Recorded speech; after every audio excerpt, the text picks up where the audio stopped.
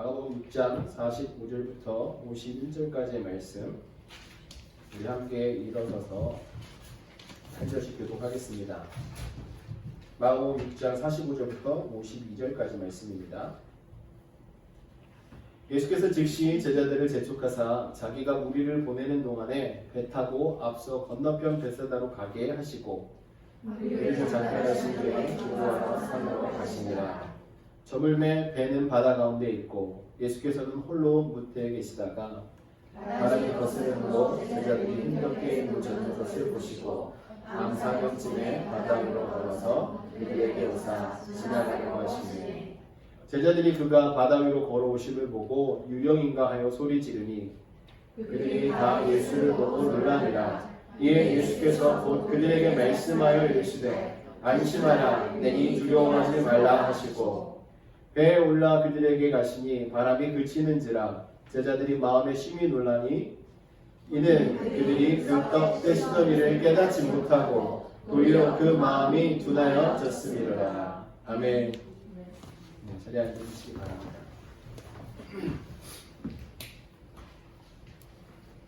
네, 오늘 이 부모의 말씀을 가지고 찾아오시는 예수님이라는 제목으로 말씀을 나누도록 하겠습니다. 요즘 저희 주변을 돌아보면 너무나 많은 소식들이 무성하죠. 전쟁으로 인한 소식이나 또 경기 침체로 인한 여러 가지 어려운 문제들이 우리 주변에 곳곳에 도사리고 있음을 우리는 뉴스를 통해서 접하고 있습니다. 또 한국이나 또 미국 같은 경우도 명예퇴직 바람이 많이 불어서 더 많이 일을 하고 싶으셔도 회사에서 거부하는 바람에 일을 못하시는 이런 경우들이 많이 일어나고 있습니다. 또 자녀들의 모습을 보면 어떻습니까? 자녀들이 건강하고 또 지혜롭고 또 주어진 본분에 최선을 다하면서 안정적으로 이렇게 자라나기를 바라는데 또 어떤 자녀들은 또 그 부모의 마음에 반하여서 탈선하거나 이러는 경우도 많이 있습니다. 이렇게 많은 일들로 인해서 사람들은 인생을 살아가면서 마음으로 심히 어려움을 당하는 경우가 있는 것이죠. 그러다 보니까 어떤 분들은 저마다 자신에게 주어진 일들을 극복하지 못하고 정말 극단적인 선택을 하는 경우들도 많이 있습니다. 너무나도 안타까운 것이죠. 근데 이러한 실패는요, 정말 인생을 살아가면서 저 사람은 실패자야 라고 말하는 분들에게만 일어나는 일이 아닙니다. 성공 가도를 달리고 있고 또 안정적으로 인생을 살아가고 있는 분들에게도 이러한 일들이 예외 없이 찾아올 수 있다는 것이죠. 자연재해 같은 경우도 그렇잖아요. 자연재해 같은 경우도 사람을 이렇게 비켜갈 때 이 사람은 비켜가고 저 사람에게 꼭 가고 이러지 않잖아요. 자연재해 앞에서는 모든 사람이 다 평등합니다. 그러다 보니까 인생을 살아갈 때 저희들이 당하는 그 어려움, 또 절망적인 이런 순간, 이런 것들을 어떻게 하면 극복할 수 있을까? 이런 고민들을 저희들은 많이 하고 살아가고 있어요. 근데 그런 삶의 지혜를 얻기 위해서 우리는 어디에 집중해야겠습니까? 우리가 그런 어려운 순간들을 잘 극복하고 이기기 위해서는요, 하나님의 말씀 앞에 우리는 집중해야 합니다. 하나님의 말씀을 가까이 하면 우리가 그런 어려운 모든 문제들을 극복할 수 있는 지혜를 얻을 수 있게 되는 거예요. 지난주에 나눴던 말씀을 보면 제자들이 예수님과 함께 있으면서 오병이어의 기적을 경험하게 되었습니다. 오병이어의 기적을 경험하면서 제자들의 마음은 어땠을까요? 너무나도 기쁘고 또 마음이 들떠있지 않았겠습니까? 수만 명이나 되는 사람들 앞에서 본인들이 직접 나눠주면서 그 일을 경험했잖아요. 그러다 보니까 아마 사람들도 제자들을 알아보게 되었을 거예요. 그러다 보니까 제자들의 마음이 어떻게 했어요? 으쓱하고 너무나 기분 좋고 그렇게 아마 붕 떠있는 상황이었을 것입니다. 그 주변에 있던 사람들의 마음은 또 어땠냐면요, 지금 술렁이기 시작했어요.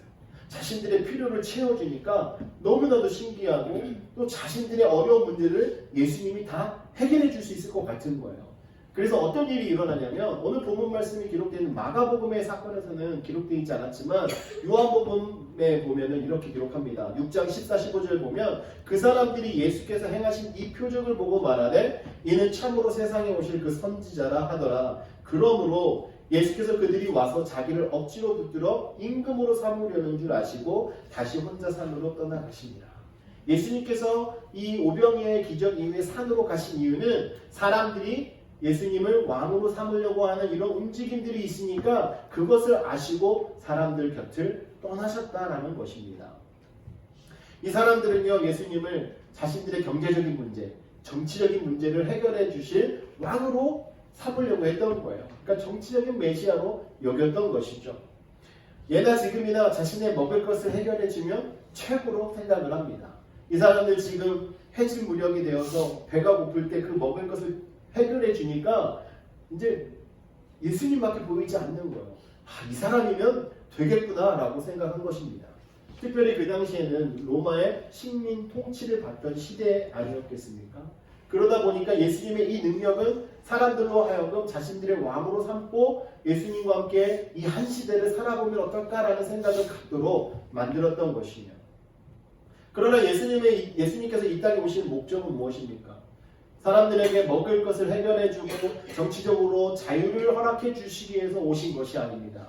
예수님께서 이 땅에 오신 목적은 바로 저희들의 죄 가운데서 구원하시기 위해서 이 땅에 오신 거예요. 우리의 죄를 대속해 주시기 위해서 이 땅에 오신 것입니다.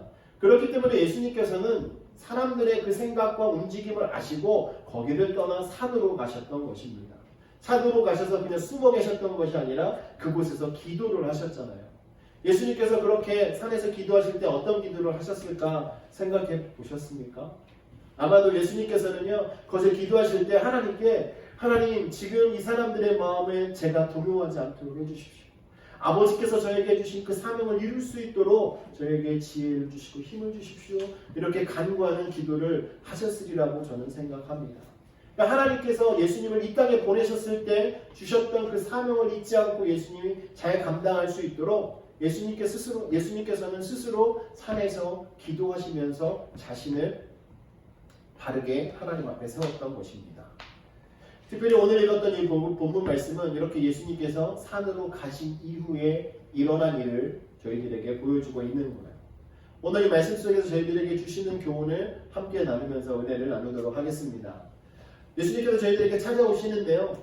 예수님께서 찾아오시기 이전에 제자들에게 말씀하셨어요. 무엇을 말씀하셨냐면 이곳을 떠나라 라고 말씀하십니다. 배를 타고 건너편으로 건너가라. 첫 번째로 저희들에게 주시는 교훈은 말씀에 순종해 갈 때 만나는 순풍과 역풍이 있다는 사실입니다. 제자들은 지금까지 이를 다 경험하고 나서 지금 들떠있는 상태에서 예수님께서 지금 빨리 떠나라고 말씀하셨을 때 제자들의 마음속에 한편으로는 아마도 이 분위기를 조금 더 누리고 싶은 마음이 있지 않았을까요? 그런데 예수님께서 말씀하시자마자 제자들은 그 말씀에 순종하고 떠납니다. 49절 보시면 예수께서 즉시 제자들을 재촉하사 자기가 무리를 보내는 동안에 배 타고 앞서 건너편 벳세다로 가게 하시고 라고 말씀해요. 예수님께서는 제자들을 그냥 너희들 시간 되면 알아서 천천히 가라고 말씀하신 것이 아니에요. 재촉하시면서 바로 강권하여 지금 건너가라라고 말씀하셨습니다. 그러니까 제자들도 은근히 예수님이 왕이 되기를 원했을 거예요. 그러면 자신들도 한 자리를 차지하면서 한 시대 자신의 인생 속에 정말 번영을 이루는 것을 본인들이 경험하면서 살아갈 수 있을 거라고 생각했을 것입니다.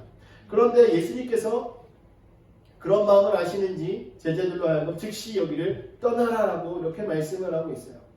아마 반항적인 제자 같았으면 예수님 지금 이런 상황들을 이렇게 경험해 보니까 우리가 이 사람들과 함께 좀 뭔가를 도모해야 될 것 같은데 한번 해보시는 건 어떨까요? 라고 얘기하고 싶지 않았을까요? 그런데 제자들이요, 예수님께서 이렇게 말씀하실 때 거기에 토를 달고 예수님 여기 있고 싶습니다 라고 말했다라는 기록이 없어요. 그 말씀은 예수님께서 이렇게 말씀하셨을 때 제자들 마음속에는 주님께서 또 무언가를 우리를 위해서 얘기하시는구나 라는 이런 생각이 있었을 것입니다. 그래서 제자들은 예수님의 말씀에 순종하여서 배를 띄우게 된 것이죠. 배를 타고 이제 건너편으로 건너가고 있을 때 예수님께서는 기도하러 산으로 올라가신 것입니다. 저희들에게도 제자들처럼 주님의 말씀에 즉각적으로 순종하는 자세가 필요합니다. 저희들도 때로는 이유를 달 만한 상황이 있을 때가 있잖아요. 주님 지금은 제가 이런 상황 때문에 안 돼요. 주님 지금 이렇게 와보니까 주님이 이만큼 주셨는데 제가 여기 조금 더 있다가 가면 안 되겠습니까? 제자들이 여기가 좋사오니 했던 이런 마음 아니겠습니까? 그러나 주님께서 저희들에게 말씀하실 때 저희가 적극적으로 순종하고 나아간다면 그 뒤에 주님께서 우리와 함께 하시면서 일하시는 것을 경험할 수 있게 되는 것입니다. 제자들이 떠났을 때는 어땠습니까? 말씀에 순종하고 떠났을 때 순풍에 돛대고 아주 천천히 잘 나가고 있었어요. 말씀에도 보면 바로 광풍을 만난 것이 아닙니다. 바다가 거스리게 된 것은 밤 4경쯤 되었을 때예요. 그러면 날이 저물고 사람들 다 먹이고 좀 늦은 시간에 갔다 하더라도 한 3시간 정도, 2-3시간 정도는 평안하게 항해를 하고 있었다는 것입니다. 순풍을 맞아서 잘 나가고 있으니까 아마 그 배에 누워서 제자들이 생각했을 거예요. 자, 우리가 내일 아침에 그 다음 이제 건너편에 도착해서 베스레에 가면 우리가 주님을 만나서 우리가 무슨 일을 하게 될지 아마 이런 얘기 하지 않았을까요? 아니면 아까 주님이 이렇게 했을 때 너무 신기하지 않아? 우리에게 이런 일이 일어나는데 너무나 기쁘지 않아? 이런 이야기를 하면서 아마 배를 타고 가고 있었을 것입니다. 또 대부분 제자들이 어부가 많았기 때문에 아마 그 상황들을 보면 모든 것을 예측할 수 있었을 거예요. 평안할 것이고 잘 도착할 수 있을 것이고 아무 일이 생기지 않을 것이다. 그렇기 때문에 이 제자들의 마음은 너무나 기뻤을 거예요. 주님의 말씀에 순종해서 나가니까 정말 이렇게 평안하게 길을 가는구나. 우리들도 그렇습니다. 우리들 예수를 만나고 난 이후에 주님의 말씀에 순종해서 살아갈 때 순풍이 와요. 하루 일 모든 일이 잘 됩니다. 자녀들도 잘 되고 가정의 일도 잘 되고 사업도 잘 되고 직장생활도 원활하고 사람들과의 관계도 좋고 모든 것이 정말 만사가 형통하는 것처럼 느껴집니다. 만사가 형통합니다. 그때 여러분의 마음은 어떠실까요? 안정적이고 평안하니까 이대로만 계속되면 좋겠다. 이런 생각을 갖지 않겠습니까? 그런데요, 우리가 알아야 될 것은 우리가 살아가는 인생 속에는요, 순풍도 있지만 역풍도 있다는 거예요. 특별히 주님의 말씀에 순종해서 나아갈 때도 순풍이 있지만 또 역풍을 맞을 때도 있다는 것입니다. 주님의 말씀에 순종해서 교회를 세우고 사람을 찾아 전도를 하고 또 주님께서 허락하신 일에 순종함으로 선교도 나가고 선교지를 돕고 이런 일을 했을 때 순조롭게 잘 될 때도 있지만 때로는 역풍을 만나서 기대한 것과 다른 일들이 생길 수도 있다는 것입니다. 그렇기 때문에 우리는요, 날마다 깨어 있어야 되고 지금 우리가 순조롭게 갈 때 이 모든 것이 하나님의 은혜임을 깨닫고 하나님 앞에 영광을 돌려야 하는 거예요. 하나님의 은혜입니다라는 고백이 저희들을 통해서 나와야 합니다. 지금 평안하고 잘되고 아무 일이 생기지 않고 정말 만족스러운 인생을 살아가는 것이 하나님의 은혜임을 모른다는 것은요, 교만하다는 거예요. 자신이 인생의 주인인 것처럼 오해하고 오만하게 살아갈 것이 아니라 우리는 더욱더 기도와 감사로 하나님 말씀을 의지하면서 살아가야 하는 것입니다. 제자들에게 있어서 이 순풍이 오래가지 않았어요. 47절 말씀에 보면 저물매 배는 바다 가운데 있고 바다 가운데까지 갔습니다. 그러니까 날이 저물고 육지에서 멀리 떨어져서 이미 배가 바다 가운데 갔다는 것은요, 우리 인생으로 봤을 때는요, 벌써 중년에 이르렀다는 거예요. 지금까지 평안하게 살아왔다는 것이죠. 중년이면 무엇입니까? 인생에 있어서 꽃을 피울 때잖아요. 열매가 있고 그 열매를 누리고 나누고 만족할 수 있는 그런 시기가 되었다는 거예요. 이제 한숨 돌리고 이제 좀 즐겨볼까 할 때 48절에 보면 바람이 거스름으로 역풍이 불어오기 시작한 것입니다. 정말 안정적이고 모든 것이 만족스럽고 아무 일이 생길 것 같지 않았던 나의 삶 속에 이제 역풍이 불어오기 시작한 것이죠. 한국은 1994년에 IMF가 왔을 때 경제적으로 너무 많이 힘들었잖아요. 어느 누가 그것을 기대했겠습니까? 그때 당시에 안정적이고 정말 이제는 이만큼만 잘 유지하고 살아가면 돼 라고 얘기했던 중소기업 사장님들이요, 다 무너졌습니다. 유학생활하면서 들은 얘기인데요, 그 당시에 유학 갔던 사람들 중에 부모님들이 사업해서 유학 갔던 친구들이 100% 다 돌아갔대요. 가정 환경이 갑자기 바뀌니까 힘들어진 거예요. 여러분 또한 건강하게 사시던 분들 어느 날 갑자기 건강에 적신호가 일어나면 어떻습니까? 아무런 대책이 없잖아요. 두렵잖아요.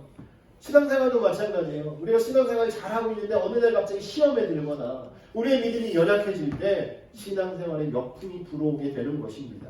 아무리 우리가 익숙하고 경험이 많고 지식이 많아도 역풍이 불어올 때는요, 어느 누구도 그것을 막을 수가 없습니다. 제자들의 모습은 어땠습니까? 이런 역풍이 불어오니까 돛을 내리고 노를 젓기 시작합니다. 돛이 올려놨으면 아마 더 심하게 흔들리니까 그것을 내리고 본인들의 힘으로 해보려고 노를 젓기 시작한 거예요. 얼마나 힘들었겠습니까? 그 광풍 속에서 거스르는 바람을 헤치고 나가려고 노를 젓다면 아마 너무나도 힘들었을 거예요. 이렇게 노젓는 것이요, 48절에 보면 바람이 거스름으로 제자들이 힘겹게 노젓는 것을 보시고 밤 사경쯤에 바다 위로 걸어서 그들에게 오사 지나가려고 하시네. 예수님께서 이제 밤 사경쯤 됐을 때 오셨다라고 표현하고 있는데요, 그때까지 노를 젓고 있었던 거예요. 이 밤 사경이면요, 로마인들이 구분하는 밤 시간 기준으로 이제 네 가지로 구분을 하는데요. 이 시기는 새벽 3시에서 6시를 이야기합니다. 근데 동이 트기 전이에요. 그런데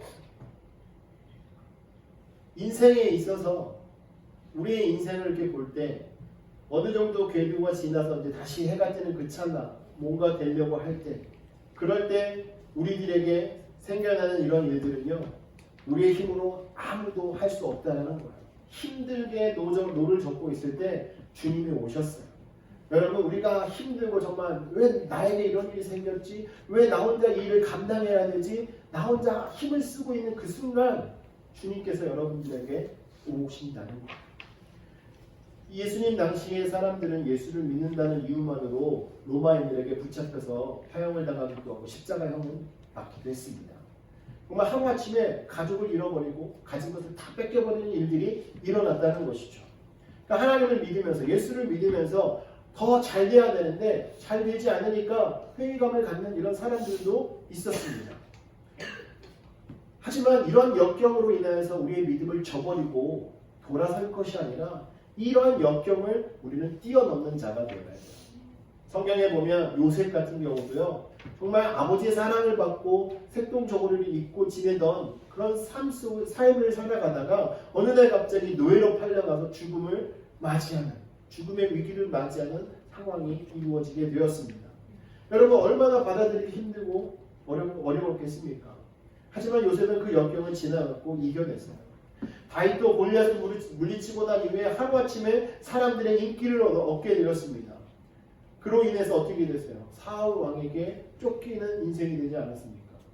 하루아침에 사람들의 높임을 받다가 목숨의 위협을 당하면서 쫓기는 인생이 되었던 거예요. 욥도 동방의 최고의 부자로서 삶을 살아가다가 자녀들도 잃고 재산을 다 잃어버리는 이런 역경을 만나게 되었습니다. 이런 고난의 문제를 우리가 어떻게 이해를 할 수 있을까요? 그러나 이러한 어려운 상황 속에서도 우리가 의지하고 우리가 바라보고 우리가 찾아야 될 대상은 오직 예수 그리스도라는 거예요. 우리의 이성으로, 우리의 경험으로는요, 이해할 수 없습니다. 왜 이런 일이 생길 수 있는지. 예수를 잘 믿고 교회에서도 헌신하고 모든 일을 잘 하시던 모범적이던 분이 하루아침에 힘들고 어려운 일을 맞이해서 힘들어하는 이런 모습을 보면 왜 주님께서 이런 일을 허락하셨을까? 이런 생각들을 저희들이 하지 않습니까? 그런데 여러분, 이런 상황 속에 처했을 때 우리가 가져야 될 마음은요, 더욱더 주님을 바라보는 영안이 열리고, 더욱더 주님의 말씀에 귀를 기울이는 귀를 열고, 하나님 말씀 앞에 서는 믿음의 사람이 되어야 하는 것입니다. 여러분, 죽음 앞에서 국무총리가 되는 것이 무슨 소용이 있겠습니까? 여러분, 죽음 앞에서 자존심과 명예와 물질이 무슨 소용이 있겠습니까? 죽음 앞에서는 아무 소용이 없는 거예요. 다만 우리가 죽음을 맞이하고 있을 때, 어려운 순간을 맞이하고 있을 때 우리는 주님을 구해야 하는 거예요. 여러분 눈앞에 동전을 가지고 이렇게 딱 대보세요. 제가 어저께 시험을 해봤는데 팽이로는 딱 대니까 약간 이렇게 옆에가 보여요. 근데 쿼러를 갖다가 딱 대니까요, 쿼러 외에는 아무것도 보이지 않습니다. 여러분이 역풍을 만났을 때 그와 같아요. 어려운 그 문제가 여러분의 눈을 가리고 있습니다. 하지만 멀리 두고 보면 어땠습니까? 쿼러는 정말 작습니다. 얼마 크지도 않아요. 문제가 바로 그와 같다는 거죠. 그 문제를 우리가 주님 앞에 내려놓으면 주님께서는요 그 문제 가운데서 함께 하시고 역사하시게 될 줄 믿습니다. 여러분 저희들을 훈련시키시기 위해서 이러한 일을 허락하시는 거예요. 여러분들이 그 고난의 문제가 여러분 눈앞에 닥쳤을 때 그 고난만 보시고 여러분 힘들어하지 마시고요. 고난을 좀 멀리 보시면서 고난 뒤에 계시는 주님을 보고 주님의 인도하심을 받는 저와 여러분 되시기를 주님의 이름으로 축원합니다. 여러분 우리가 예수 믿고 구원받아서 예수님의 말씀에 순종하고 살아간다고 해서 역풍이 안 일어나는 것이 아닙니다. 역풍이 있을 수 있습니다. 하지만 그 역풍 가운데서도 주님을 바라보고 우리와 함께 하시는 그 주님을 보시게 된다면 여러분들이 그 역풍을 반드시 이겨낼 줄 믿습니다. 두 번째는요, 역풍 속에서 우리를 보고 찾아오시는 예수님을 오늘 말씀은 저희들에게 가르쳐 주십니다. 예수님께서 이 제자들의 고통을 모르고 계시지 않았어요. 예수님께서 제자들의 고통을 보시면서 그냥 침묵하고 계시지 않았습니다. 예수님께서는 이 기회를 통해서 제자들을 훈련시키시기를 원했던 거예요. 여러분 부모님들도 그렇잖아요. 자녀들과 이렇게 어린 자녀들과 놀 때 보면 자녀들을 이렇게 앞에 가게 해놓고 부모님들이 이렇게 숨을 때가 있잖아요. 그럼 나 자녀가 부모가 없어, 엄마 아빠가 안 보여서 어리둥절하고 이렇게 두려워하는 그 찰나에 부모님이 탁 나타나면 자녀의 모습 어떻습니까? 얼굴에 스마일이 탁 나오게 되죠. 환하게 웃으면서 부모님께 달려갑니다. 여러분 그것이 정말 자신의 보호자를 만난 자리의 모습이에요. 근데 제자들도 그렇습니다. 제자들도요 예수님을 만나니까 예수님을 딱 바라보고 그와 같이 밝은 모습으로 희망을 가져야 되는데 제자들의 처음 모습은 그렇지 않았어요. 제자들이 힘들고 어려운 순간 속에 예수님께서 찾아오시고 예수님께서 함께 하심을 보여주시기 위해서 오셨는데요. 제자들은 예수님을 보자마자 처음에 뭐라고 합니까? 유령인가요? 소리를 질러요. 유령인가 보다라고 이야기합니다. 그리고 이것이 확실하게 유령이다라고 말하지도 않아요. 유령인가 하여 라고 이야기해요. 그러니까 본인들의 이성으로 상상으로는 이해할 수 없는 일이 일어난 거예요. 예수님은 분명히 육신의 몸을 입고 있는 분인데 어떻게 이 폭우 가운데, 이 폭풍 가운데, 이 바다 위에 걸어오고 계시는가? 이런 생각이 들었던 거죠. 여러분 제자들은요 이 예수님이 유령인 줄 알고 두려워하고 무서워했습니다. 50절에 보면 제자들의 그러한 모습을 저희들에게 보여주고 있어요. 여러분 제자들이 만약에 예수님께서 사장에 나와 있는 광풍을 잔잔하게 만드셨던 주님을 기억했더라면, 만약에 그 사건을 기억했더라면 제자들이 오늘 예수님을 만났을 때 유령으로 착각하지 않았을 거예요. 그런데 바로 그 짧은 순간에 잊어버렸던 것이죠. 여러분 주님은요 유령처럼 찾아오시는 분이 아닙니다. 그냥 값싼 위로 싸구려 축복을 주시는 분이 아닙니다. 주님께서는요 저희들에게 정말 인생을 살아가면서 저희들이 누려도 다 누리지 못할 풍성한 은혜를 들고 저희들에게 오시는 분이십니다. 실제적인 능력을 가지고 저희들에게 다가오시는 분이십니다. 주님이 능력이 있으시기 때문에 저희가 주님과 함께하면 모든 어려운 문제가 해결된다는 거예요. 그래서 주님께서는 제자들에게 다가오신 것입니다. 모세도 40년 동안의 광야 훈련을 통해서 훈련을 받게 되었는데요. 그때 하나님께서 모세에게 찾아가셨습니다. 가시적인 나무에 나타나셔서 모세를 만나주셨잖아요. 여러분 주님은 저희가 절망하는 그 순간에 찾아오십니다. 우리의 절망을 외면하는 분이 아니세요. 여러분 한나도 자녀가 없어서 그 고통스러운 마음을 주님께 아릴 때 주님께서 그 애를 찾아가시고 그 기도에 응답을 하셨습니다. 히스기야 왕에도 마찬가지입니다. 에스더도 마찬가지입니다. 그들이 당하고 있던 어려운 문제, 고난의 문제를 하나님 앞에 내려놓고 간구했을 때 하나님께서는 그들에게 찾아가 주셨습니다. 고난을 당했던 초대교회 성도들에게도 마찬가지입니다. 그들에게도 주님께서 찾아가 주셔서 성령으로 위로해 주시고 능력을 주시고 그들이 믿음을 가지고 복음을 전하는 전도자가 될 수 있도록 함께 해주셨습니다. 사랑하는 성도 여러분, 오늘 이렇게 역풍을 만난 제자들에게도 찾아가셔서 그들의 문제를 해결해 주신 그 주님은 오늘날 저희들에게도 동일하게 찾아오셔서 저희들이 당하고 있는 어려운 문제 가운데 함께 하심으로 저희가 그 문제를 뛰어넘을 수 있도록 힘을 주시는 분임을 믿으시기 바랍니다. 여러분 밤 사경이면요 늦은 시간이에요. 제자들은 정말 모든 것을 포기하고 싶은 순간이었을 것입니다. 하지만 그때 주님께서 찾아가셨던 것처럼 여러분들도 힘들고 어려운 그 순간을 맞이하고 있고 내가 모든 것을 포기하고 싶은 심정이 있다 할지라도 주님께서 나에게 오셔서 이 모든 문제를 해결해 주시고 주님께서 우리의 위로가 되어 주시고 우리의 길이 되어 주실 줄을 믿으시고 함께 극복하며 나아가기를 주님의 이름으로 축원합니다. 여러분 저희가 주님과 함께 있을 때 새로운 역사를 쓸 수 있는 거예요. 주님은 그러기 위해서 저희들에게 찾아오시는 것입니다.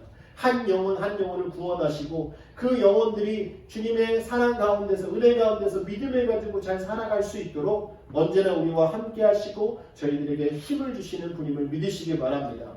그분을 의지하고 나아갈 때 우리의 역풍은 온데간데 없어지고 우리가 다시 순풍을 맞이해서 가는 데처럼 우리의 인생이 평안하게 될 줄 믿습니다. 마지막으로 오늘 말씀은요. 주님께서 저희들에게 오셔서 그냥 계시는 분이 아니에요. 저희들에게 말씀하십니다. 우리에게 말씀하시는 예수님. 이 예수님께서는요. 제자들에게 오셔서 말씀하셨어요. 뭐라고 말씀하셨느냐. 50절에 보면 안심하라. 내니 두려워하지 말라라고 말씀합니다. 여기서 세 가지를 말씀하고 계세요. 안심하라. 이 안심하라는 말은요. 용기를 내고 담대하라라고 말하는 것입니다. 이것을 용기와 위로를 더 강조하면서 주님께서는 이들에게 말씀하고 있는 거예요. 그러면서 지금 명령하고 있는 것이죠. 지금 거스르는 바다 가운데 있는 너희들이 가져야 될 마음은 안심하는 것이다. 그 이유는 바로 내가 너희와 함께 하기 때문에. 여러분 주님은 어떤 분이세요? 천지를 창조하시고 정말 모든 자연 만물을 뛰어넘으시는 분 아닙니까? 만유의 주인이 되시는 분 아니십니까? 그렇기 때문에 지금 일어나는 이 모든 일들은 주님께서 다 통치하시는 일이라는 거예요. 핸들할 수 있다는 것입니다. 그렇기 때문에 주님께서 제자들에게 말씀하시는 거예요. 안심해라. 내가 너희와 함께하고 있지 않느냐. 안심해라. 그리고 나서 두 번째는 나라는 것입니다. 내니라고 말했잖아요.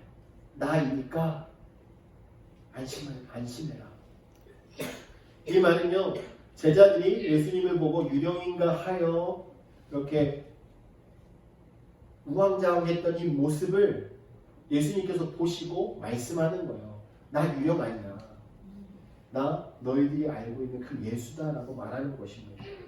그러니까 메시아이신 예수임을 말하는 것이죠. 그러니까 예수님은 두려움의 존재가 아니고 너희를 구하러 온 메시아다라는 거예요. 너희의 문제를 해결해 주기 위해서 온 메시아다라는 것입니다. 그러니까 여기서 내니라고 이야기하는 것은 요한복음에서 이야기하는 에고에이미, it is I. 나는 뭐뭐뭐뭐다라고 말하는 내용들이 있잖아요. 나는 참 포도나무요. 나는 선한 목자라. 나는 양의 문이라. 예수님께서 말씀하셨던 그거와 같은 맥락에서 말씀하고 있는 거예요. 또한 출애굽 당시에 모세가 하나님을 만났을 때 하나님께서 뭐라고 자신을 소개합니까? 나는 스스로 있는 자다. 그죠? I am who I am 이라고 말씀하셨는데요. 그 의미와 같은 의미입니다. 그러니까 예수님께서는 나다 라고 말씀하는 거예요.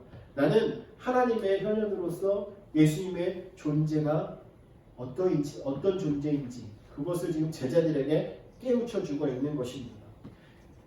그러니까 심한 두려움에 놓여있던 제자들에게는요. 더 없는 위로와 격려가 됐을 거예요. 자신들이 생각했던 유령이 아니고 실제로 예수님이시고 하나님의 아들이시고 자신들을 이끌어주신 우리의 스승 되시는 주님이기 때문에 제자들이 이 말을 들었을 때 아마 마음속에 안심이 되었을 거예요. 그 마음에 있던 공포가 다 사라졌을 것입니다. 저희들에게도 주님이 말씀하십니다. 나다. 내니 너희도 두려워하지 마라. 안심해라. 주님이 저희들에게 오셔서 이렇게 말씀하실 거예요. 마지막으로 두려워 말라라고 말씀하셨죠. 이 두려워하지 말라라는 말은요. 지금 현재 명령형이에요. 그러니까 지금 당장 너희들이 무서워가 있는 이 상태를 중단해라 라고 말하는 것입니다. 혹시 여러분들 두려워하는 대상이 있습니까? 여러분 근심하고 걱정하고 있는 것이 있습니까? 여러분 주님께서 지금 오셔서 저희들에게 말씀하십니다. 두려워하지 말라. 그냥 지금은 괜찮은데 내일부터 두려워하지 말라라고 말씀하시는 것이 아니에요. 지금 당장 주님 오시는 그 순간부터 너희들 두려워하지 않아도 되라고 말씀하고 있는 것입니다. 여러분 왜 두려움을 갖습니까? 여러분이 두려울 때는 아마 내가 혼자라고 느껴질 때, 이 모든 문제를 내가 해결하려고 할 때, 그때 두려움이 크지 않습니까? 주님께서 오셔서 우리와 함께 하시고 우리의 길을 인도하시겠다라고 말씀하시는 그 순간 우리는 두려워하지 않을 수 있는 것입니다. 그래서 주님께서 저희들에게 말씀하고 있는 거예요. 두려워하지 말아라. 여러분 근데 우리가 아니, 주님이 어떻게 하셨기를 우리가 두려워하지 않을 수 있습니까? 라고 물어볼 수 있잖아요. 오늘 본문 말씀 속에서 주님께서 두려워하지 말라라고 말씀하시는 그 근거 세 가지를 보여주고 있어요. 그것이 뭐냐면 첫 번째는 예수님께서 배를 타라고 분부하셨기 때문입니다. 이 말은 지금 제자들이 가고 있는 길이 제자들 마음대로 가는 길이 아니라 주님의 말씀에 순종해서 가는 길이기 때문에 그럽니다. 여러분 저희가 주님의 말씀에 순종해서 길을 걸어갈 때는요 두려워할 필요가 없습니다. 주님께서 명령하신 것이기 때문에 주님께서 끝까지 책임져 주시는 거예요. 믿으십니까? 여러분들이 신앙생활을 시작하는 이 신앙의 여정은요 주님께서 여러분들에게 허락하신 시간이에요. 그렇기 때문에 여러분들 결코 두려워할 필요가 없습니다. 주님이 여러분과 함께 하셔서 여러분들에게 일어나는 모든 일들을 다 주관해 주시고 풀어주시고 인도해 주시고 허락해 주시고 주님께서 여러분들의 전부가 되어 주실 것입니다. 두 번째로 주님께서는요 기도하고 계셨기 때문에 우리는 두려워할 필요가 없는 거예요. 46절 말씀 보면 무리를 작별하신 후에 기도하러 산으로 가시니라 라고 말합니다. 기도하러 산에 가셔서 주님께서 자신의 모든 것을 다지시고 그리고 나서 또 제자들을 위해서 기도하지 않았겠습니까? 지금 제자들이 예수님의 말씀에 순종해서 바로 배를 띄어서 가고 있는데 예수님께서 제자들을 위해서 아마 기도하셨을 거예요. 지금도 주님께서는 하나님 보좌 우편에 앉아 계셔서 우리를 위해서 기도하고 계십니다. 믿으십니까? 주님께서 기도하고 계신데 여러분 무엇을 걱정하겠습니까? 여러분 두려워하지 마십시오. 주님께서 여러분을 위해서 기도하고 있다는 이 사실 자체만으로 여러분들은요 어디를 가든지 자신있게 여러분 힘있게 살아가시면 됩니다. 주눅들지 마시고 두려워하지 마시고 낙심하지 마시고 절망하지 마시고 주님께서 주시는 그 은혜 가운데 주님의 나를 위해 기도하고 계시니까 그 힘을 가지고 그 믿음을 가지고 승리해서 살아가십시오. 누군가가 우리를 위해서 중보 기도하는 것 대신 기도해주고 있다는 그 사실을 아는 그 순간 얼마나 힘이 됩니까? 그런데 주님이 우리를 위해서 기도하고 계세요. 여러분 우리를 위해서 기도하시는 그 주님의 기도 능력이 있습니다. 하나님 아버지께서 저희가 예수의 이름을 통해서 기도하면 다 응답해 주시겠다고 약속했잖아요. 그런데 예수님께서 직접 아버지께 구하는데 무엇이 문제겠습니까? 여러분, 여러분들은요 정말 든든한 백을 갖고 계신 분이에요.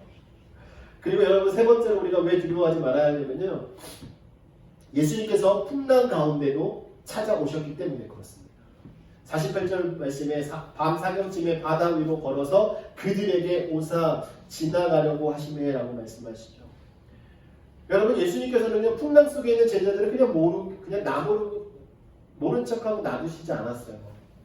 주님께서 그곳에 친히 찾아오셨습니다. 여러분 우리가 풍랑을 만나서 힘들어하고 낙심하고 정말 좌절스럽고 모든 것을 포기하고 싶어하는 그 순간 주님께서 저희들에게 찾아오신다는 거예요. 주님께서 찾아오셔서 우리의 마음의 문을 두드리고 계십니다. 여러분 예수님께서 마음의 문을 두드리실 때 여러분들이 마음의 문을 열고 주님을 모셔드리기만 하면 여러분 모든 것이 끝나요. 제자들도 예수님께서 지금 보면요 바로 그냥 배로 올라가신 게 아니에요. 그들에게 오셨지만 지나가려고 하셨습니다. 이것은요 테스트예요. 주님께서 우리들에게 오셔서 기다리고 계시는 거예요. 마음의 문을 여는지 안 여는지. 제자들이 지나가려고 하는 예수님을 보시고 자신들의 배에 예수님을 모셔드린 거예요. 그래서 제자들의 문제가 해결되었던 것입니다.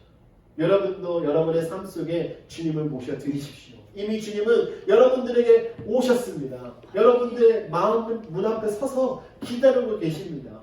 여러분들이 마음의 문을 열고 마음에 모셔드린 분들은 이미 주님께서 여러분들을 인도하고 계시고 여러분들 삶 속에 주인이 되어주셔서 여러분과 함께 하심을 경험하고 계실 거예요.